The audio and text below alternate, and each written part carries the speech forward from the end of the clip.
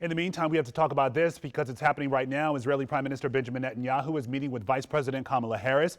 You're looking at some new video we're just getting that meeting just in from the White House moments ago. Before this meeting, by the way, with the Vice President, Netanyahu sat down with President Biden. It was the first time the two have been together since the October 7th attack by Hamas on Israel. Now, the two leaders are joined by families of Israeli hostages still being held by Hamas, and they said they are confident their loved ones will be home soon.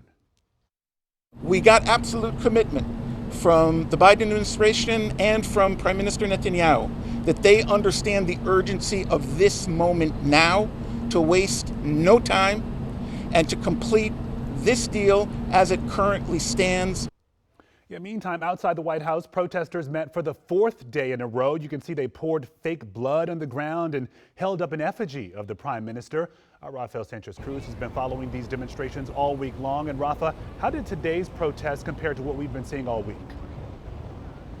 Lorenzo, today we saw a mix of groups of people all gathered in one area, which of course led to some heated exchanges. Now, the White House says that President Joe Biden reiterated his calls for Israel and Hamas to quickly agree to a ceasefire deal that would include bringing home the remaining hostages. Vice President Harris reportedly had a similar message for Netanyahu during her meeting today. Much of the protesters' pressure was focused on the executive, on Biden and Harris. Demonstrators were outraged because they consider today's meetings validating Israel's response in the war in Gaza. Now, throughout the day, I asked demonstrators on all sides of this issue if they believe today's meeting would result in a ceasefire, and this is what they had to say.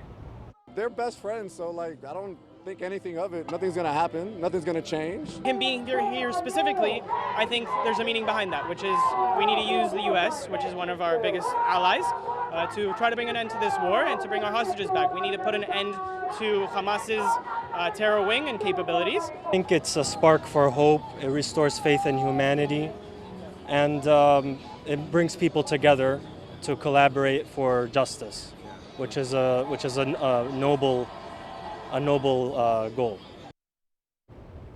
So what's next? I asked demonstrators if these protests would continue, and they say they will. They call this a top issue for the upcoming elections. A lot of the people that were out here are DMV locals that say they're willing to skip out on voting in the upcoming elections if they can't find a candidate that moves towards a resolution. Live at Black Lives Matter Plaza, Rafael Sanchez-Cruz, WUSA 9. Hopefully these meetings are not all talk and will eventually lead to a solution. Well, quickly, Rafa, thank you.